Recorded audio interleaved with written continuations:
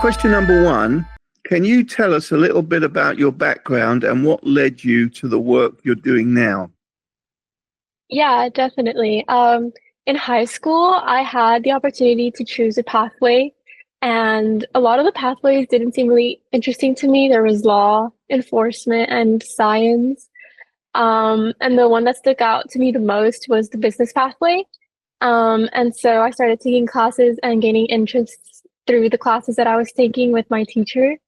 And in one of the classes that we had to make a product for Valentine's Day, and I decided to make crochet flowers.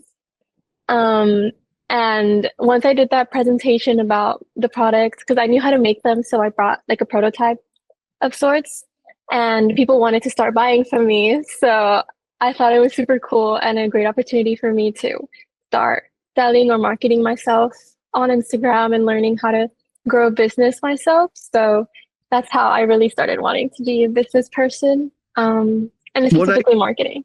What age were you then? I was a sophomore, so I think 15. No way. Yeah. So you were thinking of starting a business at 15. Yeah. That is Yeah. incredible. Well, congratulations on that. Thank you. Question two, what experiences growing up shaped your passion for education, leadership, and advocacy? I always thought it was really important for people to get great opportunities, especially because I had the opportunity to go to school in Mexico, and I saw the people around me, and I realized that a lot of opportunities aren't given here.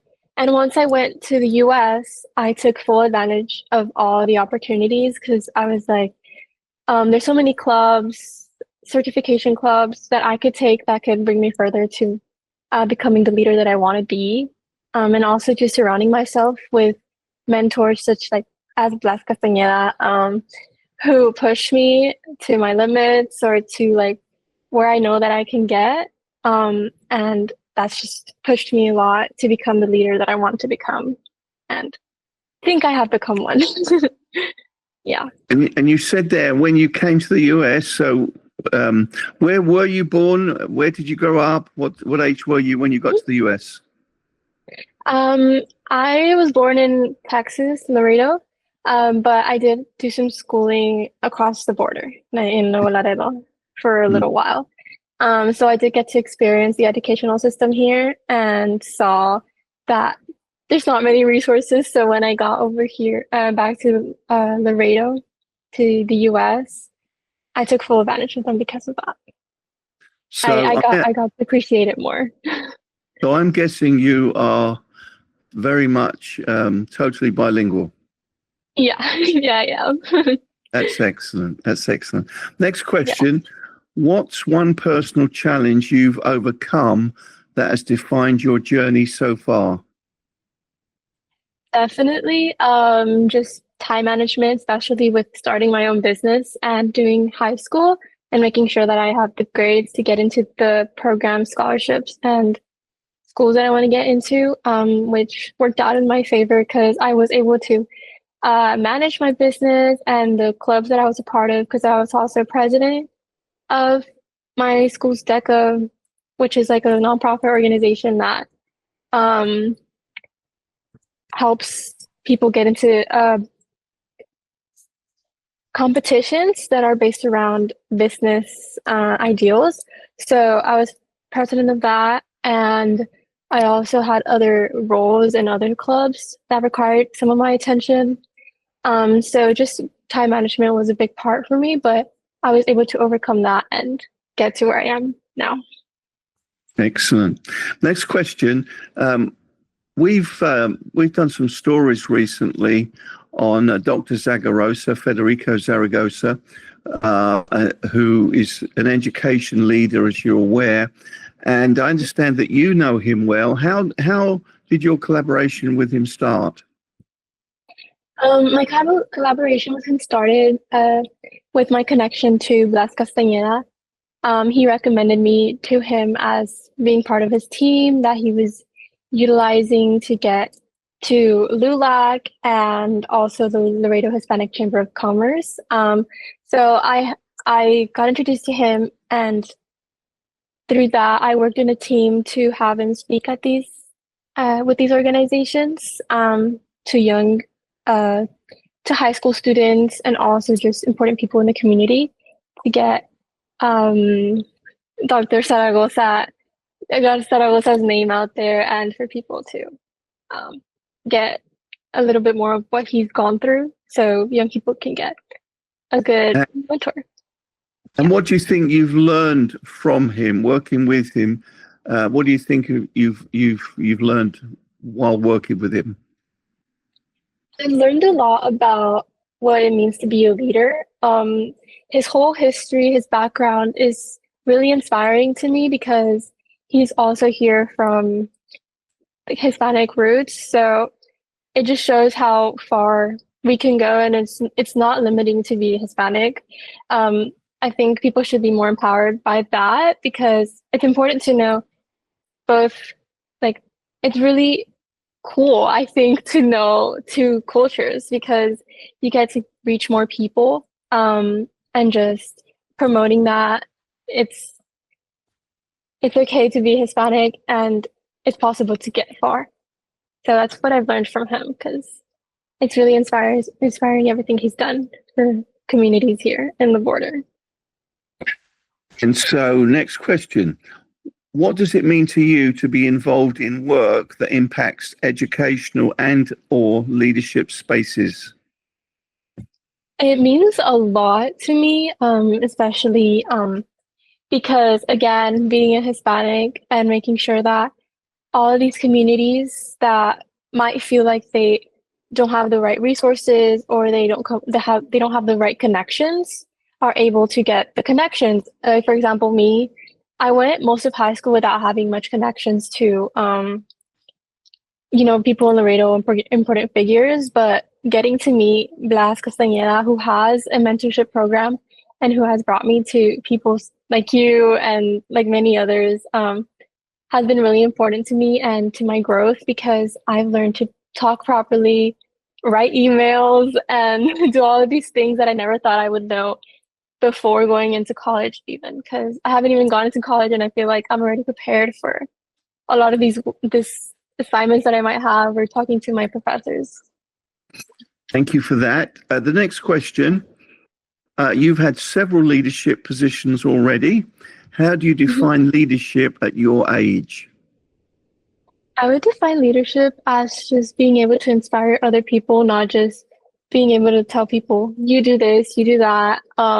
It's more of like getting everyone's minds connected and empowered and just ready to work because a great leader doesn't just get things done, but also inspires others to start things themselves. So I think being a leader to me means having an impact on those that follow you and leaving a mark in their lives. Next question. What advice would you give to other students trying to balance academics, leadership, and service? Some advice that I would give them is to, one, get a planner. That's what I did. I try to organize my time very wisely because time is money, as many people say. But I just don't like wasting time and like working hard to what I get to. So I would tell them to get a planner, but also just make connections like I did because it's really important to get that and they can get you to more places. And yeah. How do you hope your story empowers other young Latinas or first-gen students? I hope they can realize that there are opportunities out there. You just have to really look for them. Because I never thought that, again, I would have the opportunity to meet such important people in the community. But just getting your name out there and attending maybe certain events where, maybe LULAC events or events that just the city holds, there can be people there that can connect you to this other person if you just talk to them. because networking is just really important here. And I've noticed that everyone's just open to help and no one's really close to, like, if you just send an email, it's really easy to connect with someone and they'll push you or like give you an opportunity that you never thought you'd get. And can you talk about your experience with scholarships and how they've shaped your college journey? Yeah, definitely. I had a great experience when it came to applying for scholarships and getting my name out there. So figures also in my community got to know my name. Thanks to Blas, I was able to get two scholarships from a local city man council member and Dr. Ikes, which are both really important figures in my life. And I've made connections with Dr. Ikes especially, and just having those connections really important. But also through I'm going to the University of Texas at Austin, and through their application process, I was able to apply to a scholarship, a full ride scholarship. And I went through several stages. First, I had to turn in a recommendation letter, and then I had an interview, an in-person interview. And from that, I was able to receive a full ride, which was really, really surprising to me because I never thought. I've always heard of the Terry Foundation, but um, I never thought I would get it. So a piece of advice is to just apply to anything, even if you don't think you're good enough, because I think it's very limiting. It's very limiting. At that point, you're your own enemy because you're not putting yourself out there. So I think just me having hope really helped me in that experience. Can you remind me what you're going to be studying at UT Austin? Yeah, I'm going to be entering the McCombs School of Business, and I'm hoping to focus on marketing. You excited? Yeah, I'm so excited. Yeah, counting down the days. Yeah, and when will that start? This fall? Yeah, this fall. Yeah, late August. Excellent. And so, as you said, you're a Terry Scholar. And what does that title mean to you personally? That title means a lot to me just because as soon as I was told I was going to get the interview, I did a deep dive on what the organization meant and what their uh, pillars are. And they are big advocates to giving back to the community and also serving the community that you're in, of course, having good grades and just making sure you serve. Like that's the main thing that I got when I was there in my interview was that I'm super open to helping out the community, mentoring students. So being a Terry Scholar just means that to me that I get to give back to community. Not only is the community helping me, but I'm going to give back to the community itself and just grow with them as well. And let's look ahead. Your college and career goals. Where do you see yourself in, say, the next 5 or 10 years? In the next 5 years, I'm hoping to have possibly have a role in some sort of company or have my own company as well. Because I plan to have a minor in global sustainability because that's just something that I'm really passionate about. That connects to having my own business.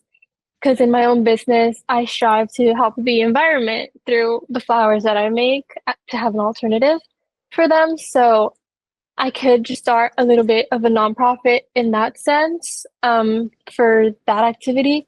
But I do plan to have a role in some sort of marketing team of a business or maybe at a firm that pushes global sustainability. And do you plan to continue your work in advocacy, education, or business in the future?